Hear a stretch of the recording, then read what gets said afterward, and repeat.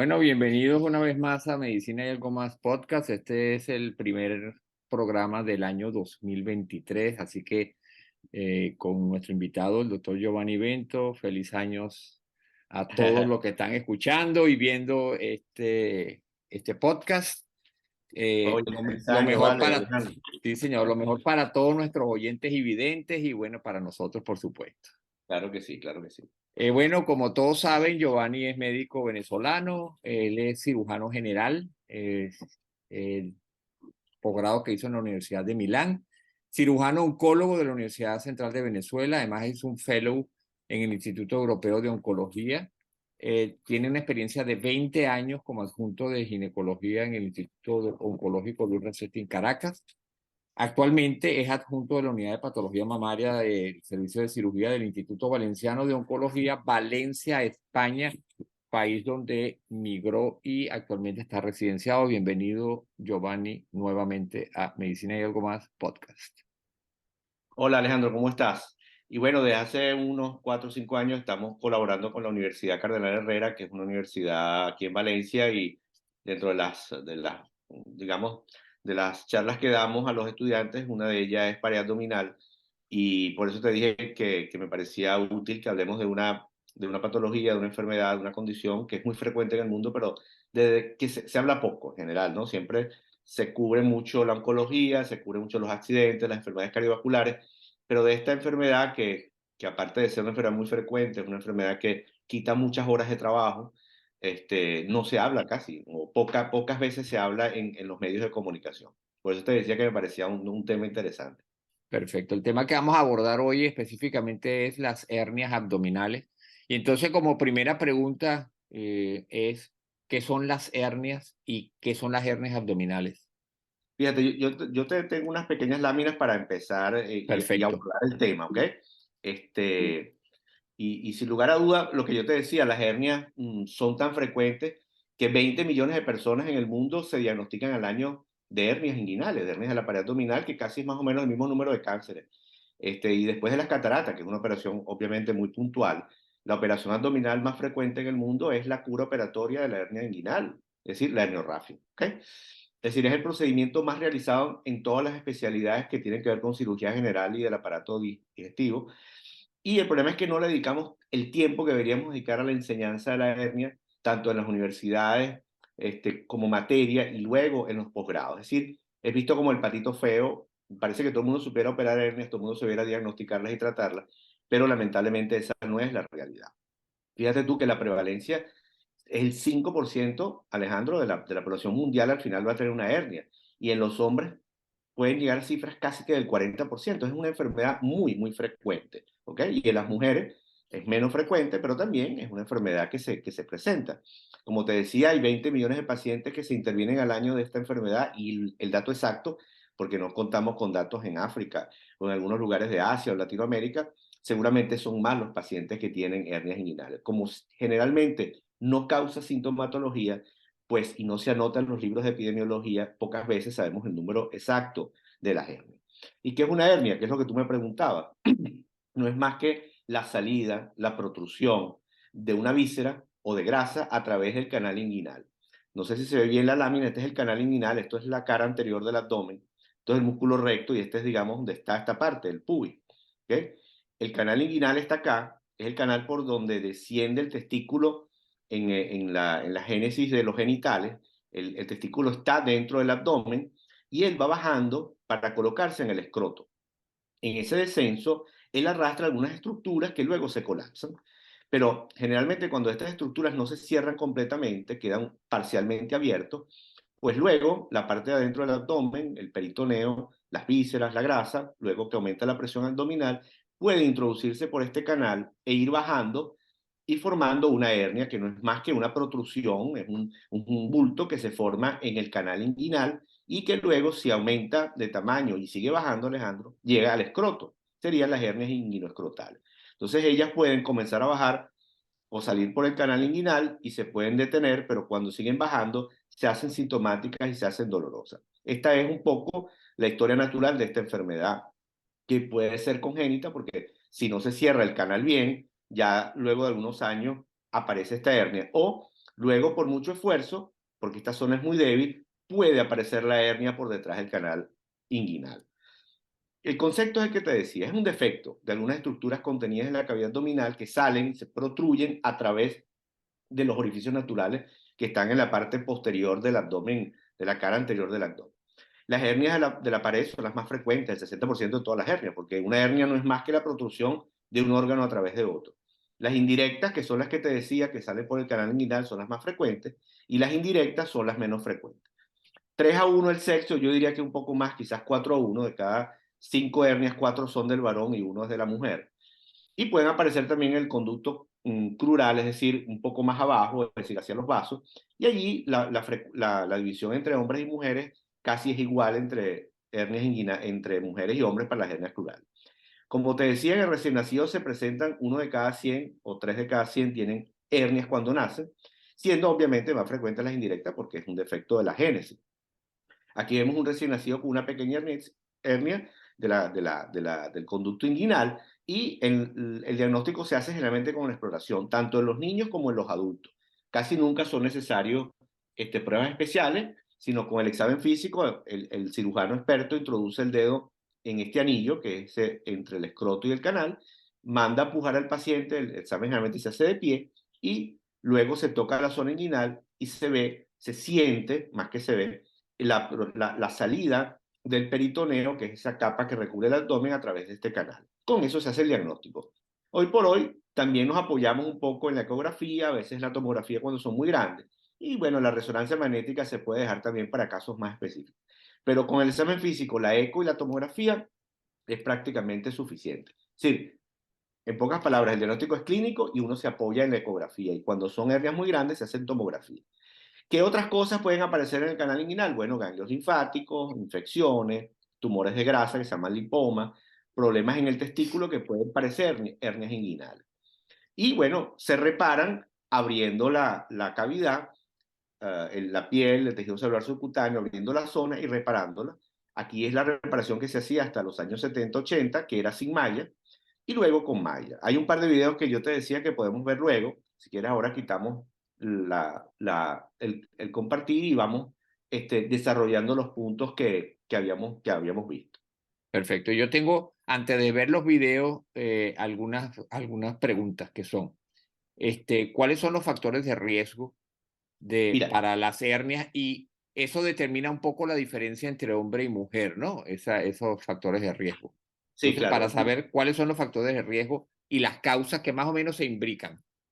El factor de riesgo más importante, sin lugar a dudas, es la debilidad de la pared. Es decir, la debilidad de la pared abdominal es el factor de riesgo más importante porque tú vas a tener un paso de una estructura a través de otra y si tienes la debilidad, y esa debilidad a veces anatómica es congénita y es hereditaria. ¿Okay? Es decir, eso es el defecto herniario, a veces tú lo ves que los padres tuvieron una hernia y los hijos también.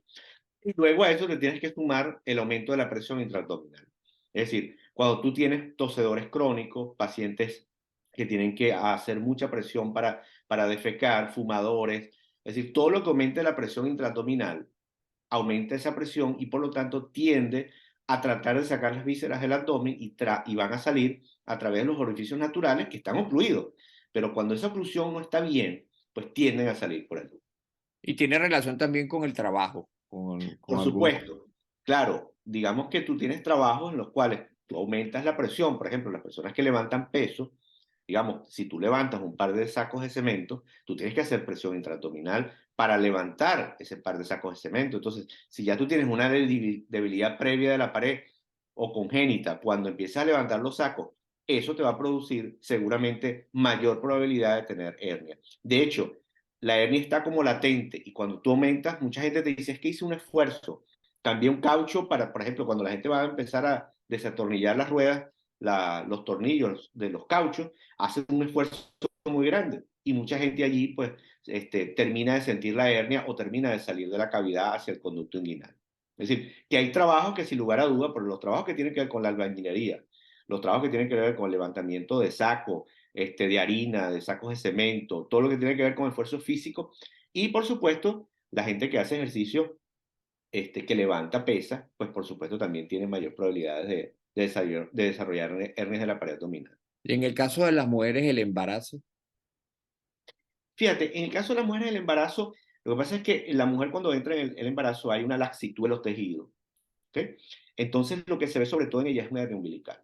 La hernia umbilical, que es la otra, las hernias de la línea anterior, que son las umbilicales, las epigástricas, se ven y se desarrollan sobre todo en el embarazo de la mujer. ¿Por qué? Porque hay una separación de los músculos en la parte anterior del recto. Los dos rectos están uno al lado del otro, a cada lado del ombligo, y entonces se separan y esa presión intraabdominal por la presencia de un útero grávido aumenta las probabilidades de hernias epigástricas y de hernias umbilicales. Okay. Ahora, ¿cuáles son los síntomas, además de la protrusión, pues, del bulto que pueda Claro. sentir la persona, pero hay asociados síntomas, otros síntomas que hace que la persona consulte, pues, al médico? Sí, se nos olvidaba, Alejandro, otro de los factores de riesgo importante que es la Sí, obesidad. la La obesidad, sí. obesidad, la obesidad es quizás otro de los factores de riesgo importantes porque al final, siempre que tú aumentes la presión intraabdominal y tengas debilidad de la pared, pues vas a tener más probabilidades de hacer la hernia. Mira, los síntomas que tú me preguntabas, el primer síntoma, cuando la hernia empieza a salir por el conducto inguinal, el canal, eso dura un par de meses, que es así como que la hernia se está terminando de cavar el espacio en el canal. Uno siente una molestia, sientes como un pinchazo, sientes dolor, y a veces no te palpas nada. Entonces empieza a ir al médico, el médico tampoco la palpa, te piden una eco, no se ve, empiezan a pensar que es un pinzamiento de un tendón, pero al final es como la primera parte de esa hernia. Luego, cuando aumenta la presión o los factores de riesgo se mantienen en el tiempo, aparece el bulto, aparece el aumento de volumen y allí cede como el dolor. Por eso la gente no se opera tan rápido, porque luego tú convives con la hernia y tienes una extraña manera de convivir con ella que es que tú te la introduces. Te lo digo porque yo particularmente tuve una hernia inguinal derecha y pasé por toda esa fase. Pero entonces también tienes como esa posibilidad de reintroducirte el contenido de la hernia, que generalmente es tejido adiposo o es el peritoneo, que es esa capa que recubre. Por lo tanto, los síntomas tú los mitigas. O cuando, por ejemplo, Giovanni, la persona se acuesta, entonces desaparece la hernia. Bueno, ese es digamos que el mejor momento o la mejor maniobra para, digamos, reducir, que es como se denomina el término médico, la hernia inguinal o la hernia de las paredes, porque también la umbilical hace exactamente lo mismo, Alejandro. Tú te acuestas o te tumbas, como se dice acá en España, es decir, te relajas, ¿ok? Y generalmente la hernia vuelve a su lugar de origen, es decir, los elementos que han salido regresan a la cavidad abdominal. Ok, ahora vamos a aprovechar este momento para ver, hacerte esta pregunta. ¿Cuáles son las complicaciones y los signos de alarma? ¿Qué complica este tipo de patología? La complicación más importante que tiene la hernia es la no reductibilidad, es decir, cuando el contenido que tú tienes no entra, ¿ok? Eso tiene un nombre, ¿verdad? Que es que la hernia se encarcera, ¿ok? Y el encarceramiento de la hernia, lamentablemente, es un problema porque la encarceración de la hernia a largo tiempo puede hacer que el anillo por donde salga la hernia se hace cada vez como más estrecho, se hace como un cuello, el contenido no puede volver y los vasos que están en el medio se estrangulan. Y entonces el contenido que está acá no le llega sangre, Alejandro, y tú puedes tener un estrangulamiento de la hernia. Por eso las hernias hay que operarlas, porque se pueden complicar, se hacen muy grandes, pierden el domicilio y eso causa en general que el paciente pueda ser operado de emergencia con el riesgo de que haya que hacer una resección, hay que quitar un trozo de intestino.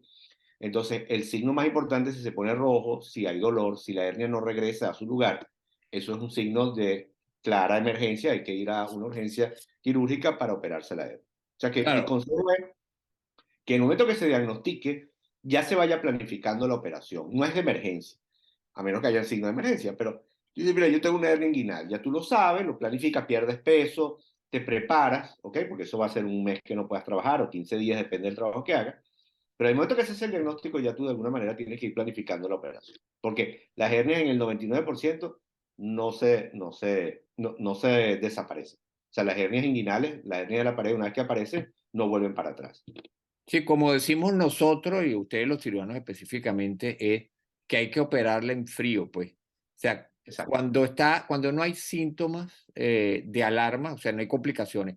Esperar más tiempo es un riesgo. Por ejemplo, Sí, aquellas personas que van a viajar, por ejemplo, y tienen una hernia y van a hacer un viaje de vacaciones por varias semanas, un mes, lo mejor sería solucionar eso, porque sería bien triste que estando de viaje esa complicación surja en un claro, país que no es el suyo, y entonces eso va además exacto. a trastornar el viaje. Imagínate todo lo que hace los costos, ¿no?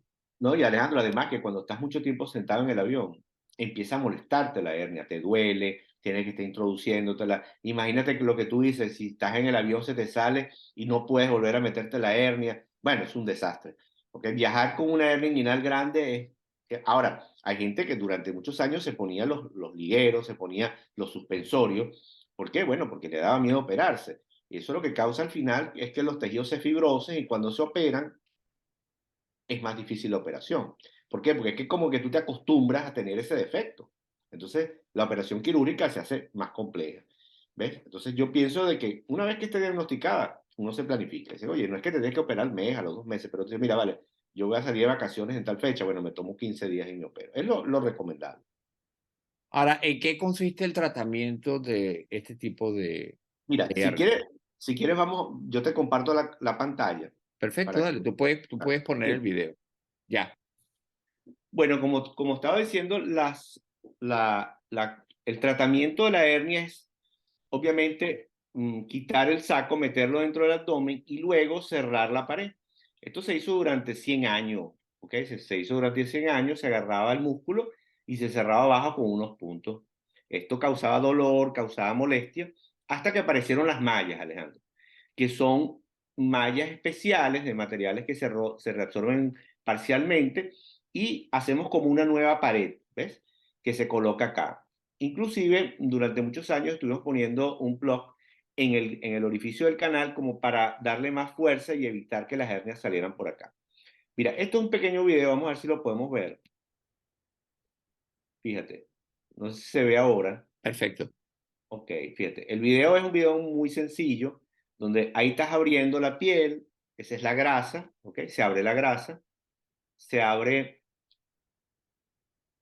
lo que están viendo ahí es la fascia, que es como cuando uno le venden la carne, el bistec que tiene esa parte blanca, eso se llama aponeurosis. Aquí está el testículo y aquí está, arriba está la cabeza del paciente y esta es la pierna. ¿Ok? Entonces, el cirujano abre la fascia aponeurótica hacia arriba y hacia abajo. Este es el canal inguinal por donde salen los elementos del testículo. Entonces uno exterioriza los elementos del canal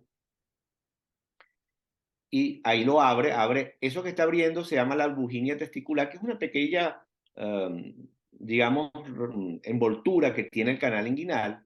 Eso es grasa, lo que se está llevando hacia abajo.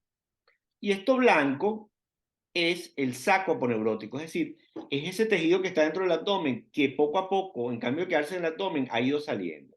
Estos son los elementos del canal, este es el conducto deferente por donde los espermatozoides van del testículo hasta el pene. Y el saco, en este caso, el cirujano optó por reducirlo y meterlo otra vez dentro del abdomen, pero se puede cortar si es muy redundante y se saca. Aquí el colega le está dando unos puntos al canal para hacerlo un poco más corto. Y esta es la malla. Esta es una malla de polipropileno, una malla normal, ¿okay? Una malla que utilizamos, inclusive una malla corta, de unos 7 centímetros, que como ves se corta para dejar el paso del canal, del conducto. Se coloca allí, se refuerza la pared, Alejandro. Esto es lo que se hace en estos momentos. La mayoría de las hernias actualmente se corrigen utilizando una malla aponeurótica, una malla protésica para reforzar la aponeurosis del músculo. De esta manera, la probabilidad de que vuelva a aparecer la hernia prácticamente está por debajo del 10%. Antes estaba entre el 10 y el 20% de las recaídas o las recidivas herniarias. Hoy por hoy, las residuas son muy bajas, están por debajo del 5% gracias a la utilización de las prótesis.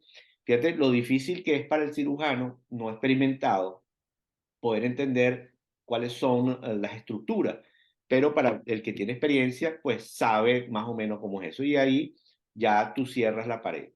Luego Esta es la otra manera de repararlas, que es a través de la parte de adentro. Esto es por la paroscopia, Alejandro. Se hace menos. Tuvo un momento hace unos 10 años donde se querían hacer todas por la paroscopia. Aquí estás abriendo por dentro del abdomen.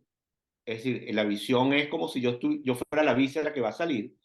Esto es un aparato muy sencillo que es un hook, un pequeño gancho pegado a un electro. Se abre el peritoneo, ¿ok? Aquí ven las salidas del peritoneo por la pared abdominal. Aquí, fíjate tú por dónde sale. Entonces el colega abre todo el peritoneo, lo desplaza hacia abajo y luego va a colocar allí igualmente una malla, pero en cambio de hacerlo por fuera, es decir, a través de la piel y del músculo, esta vez lo hace por el otro lado. Que aunque tú no lo creas, esto pareciera lo más lógico. ¿Por qué? Porque tú lo estás haciendo desde el lado en que va a salir la hernia. Fíjate, ¿ves? A través de unas pinzas, colocan una malla, colocamos la malla allí para que no vuelva a salir la hernia. Y esto tiene igual una eficiencia, es muy eficaz esta técnica, igual que la otra. Esto generalmente lo hacemos cuando tú estás haciendo o tienes un problema laparoscópico. Dices, mira, voy a operarle una vesícula al paciente, bueno, y tiene una hernia. Entonces le operan las dos cosas. O de repente es una mujer y le vas a quitar un ovario, o vas a hacer un procedimiento laparoscópico ginecológico y también le reparas la hernia. Igualmente ahí tú le colocas la malla, luego cierras otra vez la aponeurosis el peritoneo y de alguna manera vuelves ad integrum otra vez el espacio. ¿Ves? Igualito, ahí están los elementos del canal que son estos y el colega lo que está haciendo es colocar la malla para aumentar, digamos, la manera, el continente de la pared abdominal, porque tiene un defecto por donde salió la hernia. Ahora le va a poner unas grapas para terminar de cerrar. Este es el peritoneo, esto que estás viendo acá. ¿Ves? Y la malla no entra en contacto. ¿Ves? Esto es una máquina especial que es como una engrapadora, esta que ves acá. ¿Ves? Ahí está fijando se llama Tucker, fija allí el peritoneo y cierra otra vez la cavidad para que las vísceras no peguen contra la malla. Aunque ya hay obviamente mallas que te permiten fijar o sea, que entre en contacto con las vísceras. Bueno, esta es las dos maneras generalmente que tú tienes para, para corregir una hernia. Digamos, obviamente esto es un post para el público general, no vamos a entrar en datos técnicos anatómicos, pero más o menos para que se entienda de que tú la puedes corregir por fuera, ¿ok? Que es la forma más utilizada en el mundo y que generalmente hoy por hoy todo el mundo debería llevar una malla. ¿Por qué? Porque el riesgo de recaída lo disminuye muchísimo, ¿ok? No, hoy por hoy ya no se corrigen las hernias casi que ni las umbilicales, Alejandro. Hasta las umbilicales terminan poniéndose una malla. Que quizás la umbilical es la única donde todavía se corrige un poco con unos puntos, pero si es muy grande es preferible poner una malla protésica. Ahora bien, con respecto a eso, primero, ¿qué ventaja hay y qué desventaja hay entre una y otra cirugía, la abierta y la laparoscópica? Bueno, los tiempos quirúrgicos antes las laparoscópicas eran más lentas, pero hoy por hoy en manos expertas son más rápidas. El problema obviamente es un poco el costo, la laparoscopia es más costosa, y con el uso de las mallas y digamos la colocación, digamos que la velocidad entre ambas es parecida. Siempre es un poco más rápida si son hernias pequeñas, la vía, digamos, anterior, la vía por la piel, pues vamos a llamarlo así, que la vía laparoscópica. La vía laparoscópica tiene obviamente más riesgo, porque tú tienes que introducir unos aparatos dentro del abdomen, y entonces es un poco más riesgosa. Entonces, la mayoría de la gente termina, digamos, operada por vía anterior, por vía de la piel, por la vía, digamos, de delante del abdomen.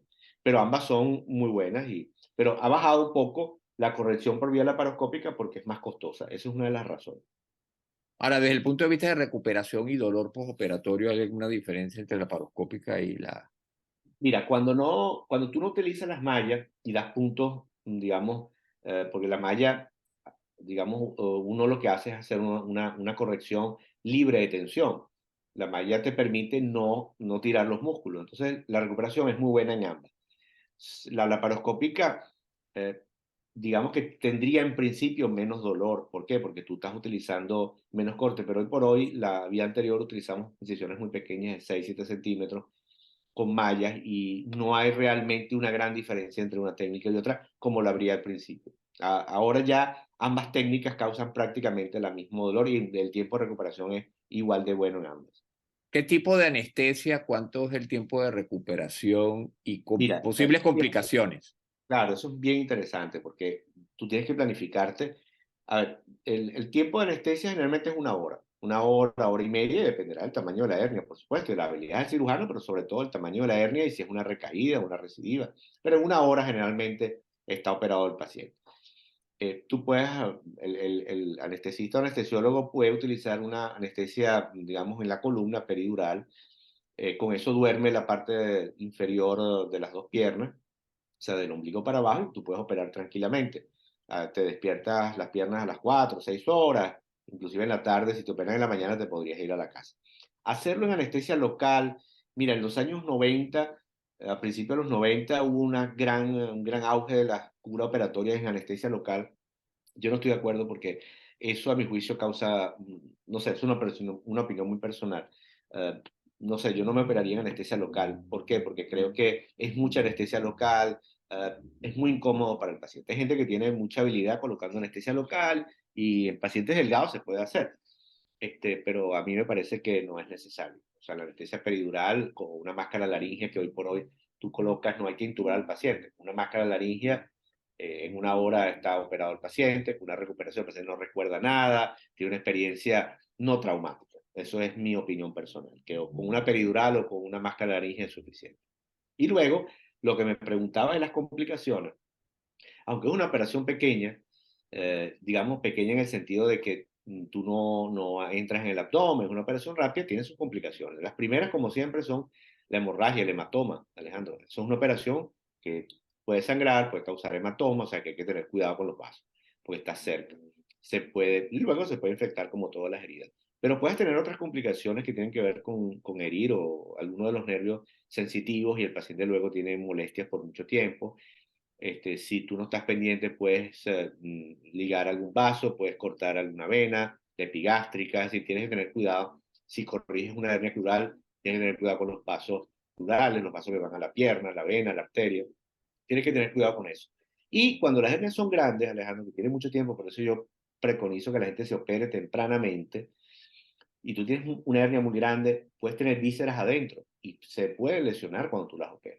Tú le puedes dar un punto sin querer, la puedes romper y puedes pasar a un evento dramático, porque al segundo día el paciente puede tener una perforación de una víscera, claro, que obviamente tú no quisiste causar, y el paciente se puede complicar. Entonces, yo pienso que las complicaciones son las típicas de toda operación: el sangrado, el hematoma, el seroma, por ejemplo, que es la presencia de esta sofusión de líquido que a veces se punza y se extrae. Las infecciones son poco frecuentes, pero pueden aparecer. Pero cuando tienes malla hay que tratar de evitarla. Por eso a estos pacientes se le da antibiótico por lo menos 1 o 3 dosis antes y durante la operación cuando se pone malla. Y luego, pues obviamente el dolor, que es uno de los problemas que causa esta operación. Por lo tanto, la gente está en su casa entre 10 días y 20 días después de operado. Ok, ahora bien, ¿se curan las hernias? Sí, Y sí, la sí. pregunta es, ¿pueden recidivar? Ya tú hablaste algo sobre eso. Mira, la primera pregunta, que si se curan, la respuesta es sí. Esto es una cura quirúrgica, ¿ok? O sea, tú resuelves un problema que tiene el paciente anatómico, ¿ok? Tiene un problema de un defecto de la pared, que salió una hernia, tú lo cortas, lo vuelves a la cavidad abdominal y lo corriges desde el punto de vista mecánico. Es decir, sí se cura las hernias, se cura más del 90%. ¿Pueden aparecer? Sí, porque si tú mantienes al paciente con obesidad, con aumento al final el abdomen es como un barril, ¿ok? Y el tapón, los tapones de ese barril serían el conducto inguinal y el ombligo. Si tú le pones presión al barril, es un poco, digamos, un poco folclórico la comparación, pero es la verdad. El barril va a terminar abriéndose por el orificio. Y el orificio que tiene es el ombligo o es el canal inguinal. Entonces, si tú aumentas la presión, vuelve a aparecer, por más bueno que tú tengas el tapón del tambor, del barril, vuelve a aparecer. Entonces, tú tienes que disminuir o tratar de bajar los factores de riesgo. Tienes que disminuir de peso y si el paciente es estreñido o es constipado, tú tienes que disminuir esos riesgos porque si no, puede volver a recibir sin lugar a dudas la hernia. Si fuma, tiene que dejar de fumar, por supuesto. Sí, cómo no, porque eso te va a causar una bronquitis crónica, te va a poner a toser y la tos. Mira, muchas de las personas terminan desarrollando hernias en un evento de bronquitis y de tos. Con esto del COVID, cuando la gente ha tenido tos, oye, esa tos persistente ha desarrollado hernias inguinales o por lo menos las ha evidenciado. Y en el caso, digamos, ¿qué se puede esperar en el paciente? Cambio de estilo de vida que habíamos hablado nosotros, te recuerdas, con respecto al cáncer, pero en este caso tiene que haber un cambio de estilo de vida, no debe Claro, fumar. la dieta. Lo primero es la dieta, ¿ok? Tú tienes que tener una dieta que te permita defecar de manera diaria y sin esfuerzo, ¿ok? Porque si tú tienes que estar 20, 30 minutos sentado en el váter, sentado en el inodoro, pues y pujando, eso es el factor de riesgo número uno, aumentar la presión intraabdominal. Luego tienes que dejar de fumar porque eso te va a causar tos, disminuir de peso.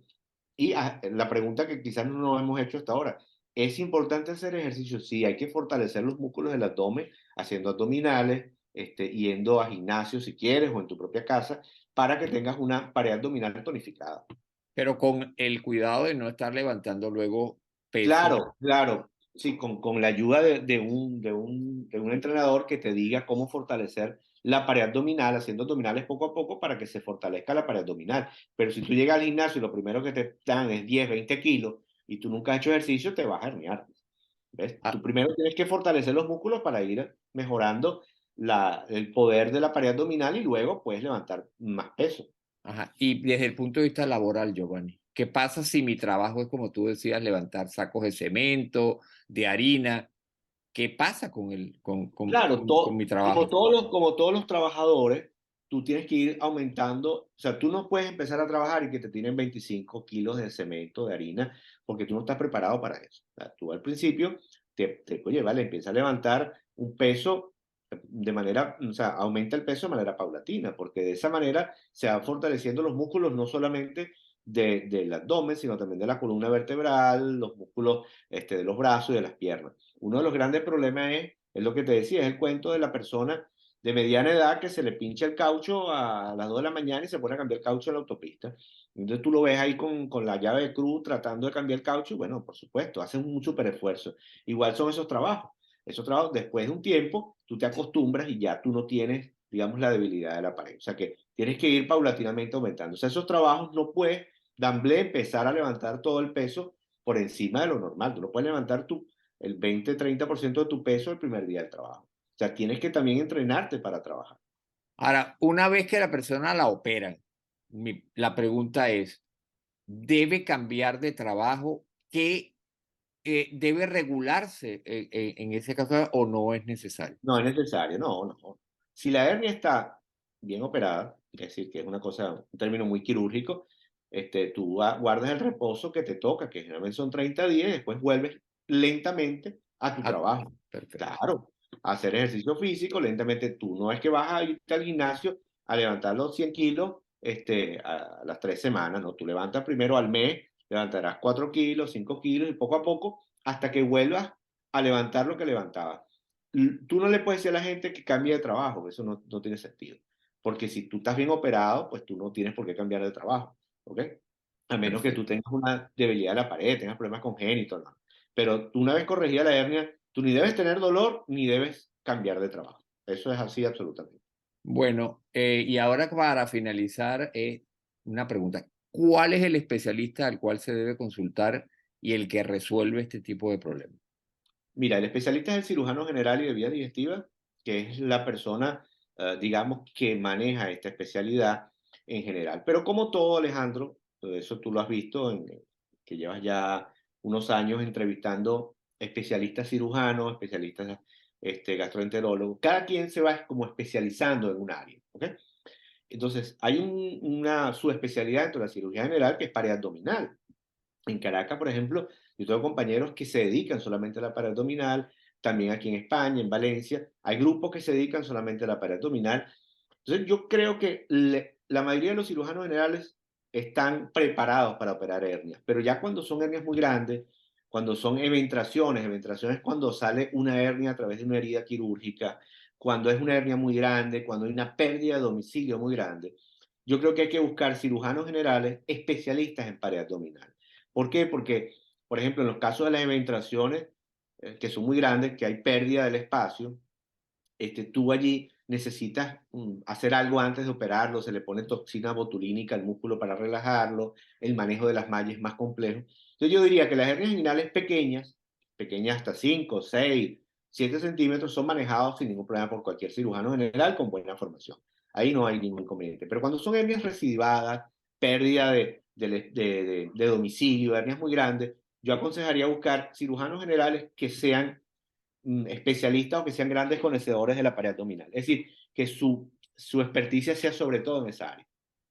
Perfecto. Bueno, yo creo que con esto cubrimos todos los puntos y no Claro me que sí. queda más que agradecerte. Y bueno, es el primer programa del año 2023.